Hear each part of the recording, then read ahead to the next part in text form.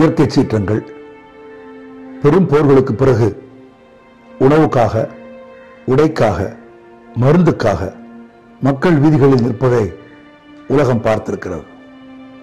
ஆனால் சில்லறையை மாற்றுவதற்காக ஒரு தேசமே தெருவில் நின்றதை உலகம் முதன்முறையாக பார்த்தது.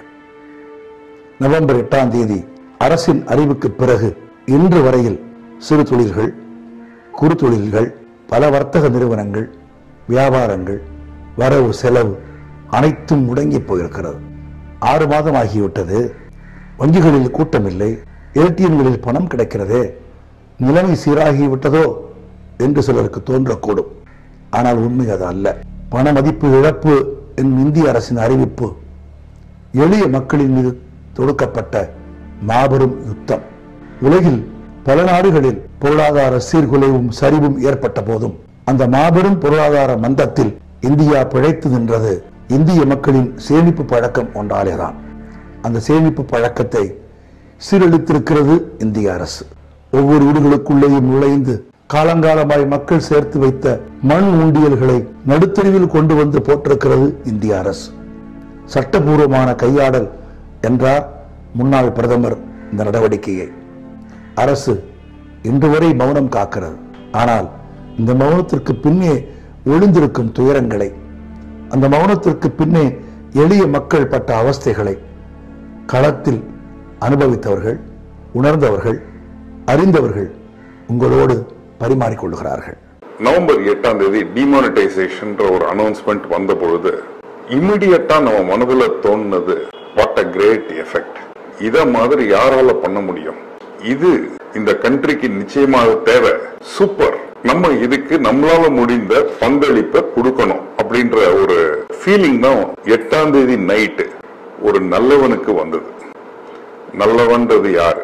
ஜெனியூனா எந்த விதமான அன்அக்கவுண்டட் மணியும் கையில் இல்லாதவன், யாருக்காகவும் எதற்காகவும் பயப்பட தேவையில்லாதவனுக்கு, வாழ்க்கையில நிம்மதியா தூங்குறவனுக்கு முதல்ல தோணுனது இதுதான். நான் கூட ரொம்ப சந்தோஷப்பட்டேன். கள்ள பணம் எல்லாம் ஒழிஞ்சு போயிட்டோம் இந்தியாவில இருந்து, நமக்கு நல்ல எதிர்காலம் வரப்போது, மோடி சொன்ன மாதிரி சில லட்சங்களை நம்ம அக்கௌண்ட்டுக்கு போட போறாரு அப்படின்ற மாதிரியான ஃபர்ஸ்ட் இம்ப்ரெஷன் எனக்கு அதுல ஒரு ஹாப்பினஸ் தான் இருந்தது. ஏன்னா நான் நல்லவனா இருக்கேன், ஆனா என்னை சுற்றி இருக்கிற நிறைய பேர் நல்லவனா இல்ல.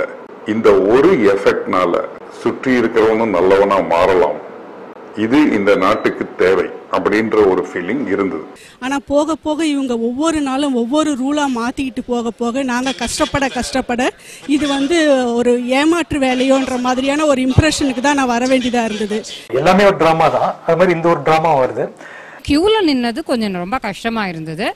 அதுவும் கிட்டக்க போயிட்டு அந்த ஏடிஎம்ல பைசா இல்லைன்னு சொல்லும்போது நாங்கள் எங்களோட வெறுப்போட உச்சகத்துக்கே போயிருக்கிறோம். என்ன மாதிரி நிறைய பேர் அந்த மாதிரி எஃபெக்ட் ஆயிருக்காங்க. நம்ம மக்கள் கேடிஎம் வரிசையா நின்னா சில்லறை மாற்றுக்கு பொறுமை இல்லைனா எல்லாருமே அவரை குற்றம் சாத்திட்டு இருக்கிறாங்க. குறிப்பாக வியாபாரிகள் வெகுவான ஒரு பாதிப்பை சந்தித்தார்கள். இந்த பாதிப்பு என்பது இன்று, நாளை, இல்ல அடுத்த மாதம், 2 மாதம், 3 மாத காலத்திலே நிறைவு செய்யப்படும் என்ற எண்ணத்தோடு நாங்கள் வியாபாரம் தொடங்கினாலும் கூட இன்று வரை அந்த பாதிப்பு தொடர்ந்து கொண்டிருக்கிறது. எனக்கு பேசிக்கா என்னன்னா, பேங்க்ல வர ஜனங்களோட கஷ்டப்பட்ட நிறைய பேர் அதை மாத்த முடியாமே ரோட்ல சாப்பாடு இல்லாம கஷ்டப்பட்டவங்க நிறைய பேர் நான் பார்த்தேன் சார். எங்களுக்கு மினிமம் ஒரு நாளைக்கு 200 to 300 கஸ்டமர்ஸ் வராங்கன்னா, பேசிக்கா அந்த நாள்ல ஒரு 800 to 900 தினமுமே வருவாங்க கஸ்டமர்ஸ். நான் பிரான்ச் ஓபன் பண்ணும்போது 9:30க்கு நாங்க ஓபன் பண்ணது அப்பெல்லாம் பிஃபோர் இன் ஹேண்ட் ஒரு ½ an hourக்கு முன்னாடி டோக்கன்ஸ்லாம் கொடுத்து ரெடியா பண்ணுவோம். பட் அப்பவே எங்களால கிரௌட் மேனேஜ்மெண்ட் பண்ணவே முடியாது. ஏன்னா எல்லாருக்குமே ஃபர்ஸ்ட் சர்வீஸ் எதிர்பார்ப்பாங்க. அந்த டோக்கன் கூட நம்மளுக்கு கிடைக்காதா, அந்த 24,000க்கு நம்ம ரஷ் பண்ணி நம்ம எப்படியாவது வாங்கிடணும், அந்த மாதிரி ஒரு ஆட்டிடியூட்ல இருந்தாங்க. நாங்க ரொம்ப டிஃபிகல்டிஸ் தான் நிறைய ஃபேஸ் பண்ணிருக்கோம். நான் ஃபர்ஸ்ட் டே கேஷ் வாங்கிட்டு இருந்தோம். ஆல்மோஸ்ட் ஒரு 10 மணி வரைக்கும் கேஷ் வாங்கியிருப்போம். 8:30 மணிக்கு மேலதான் க்ளோஸ் பண்ணலாம் அப்படின்னு உள்ள வரவங்கள ஸ்டாப் பண்ணோம். உள்ள இருக்கவங்கள முடிச்சு அனுப்புறதுக்கு 10 மணிக்கு மேல ஆயிடுச்சு. அன்னைக்கு ராத்திரி எங்க கேஷியர் ராத்திரி 3:30 மணிக்கு கிளம்பியிருக்காங்க. பிரான்ச்ல இருந்து தாம்பரம் போயிட்டு அங்க இருந்து ½ an hour டிராவல் போயிட்டு ஒண்ணுமே பண்ணலாமா, குளிச்சுட்டு கிளம்பி வந்துட்டேன். படுக்கவே இல்லை. அடுத்த நாள் திரும்பவும் அதே அளவு கேஷ் பார்த்தேன். என்னோட பிரான்ச் வந்து 9 மணிக்கு திறக்கிற பிரான்ச். 6:30லேருந்து 7க்குள்ள பிரான்ச்சுக்கு வந்தால் தான் எல்லாரும் ரெடி பண்ணி கவுண்டர் டோக்கன், ஏன்னா 4 மணிக்கே போவோம் கஸ்டமர்ஸ் வந்து நிற்கிறாங்க. அதனால அவங்களெல்லாம் ரெகுலேட் பண்ணிட்டு அவங்களுக்கு டோக்கன் கொடுக்கணும். எத்தனை டோக்கன் கொடுக்கணும், ஏன்னா 3 மணி வரைக்கும் அந்த பிரான்ச்சுக்குள்ளே வந்தவங்களுக்கு கட்டாயம் சர்வீஸ் பண்ணணும். அது மாதிரி 4 நாள் எல்லாரும் நிறுத்தி வச்சு, அது மாதிரி எக்ஸ்சேஞ்ச் பண்ணுறவங்களுக்கு அந்த ஸ்லிப் தனியாக வச்சிருந்தோம் ஓச்சஸ், அதை கொடுத்து அவங்களுக்கு ஃபில்அப் பண்ண சொல்லணும். பணம் கட்டுறதுக்கு ஸ்லிப்பு, பணம் எடுக்கிறதுக்கு ஸ்லிப்பு, இதெல்லாம் கொடுக்கணும். வாரத்துக்கு 24,000 ரூபா. அதுவுமே பல வங்கிகளில் சஃபிஷியன்ட் ரூபா கிடைக்கல.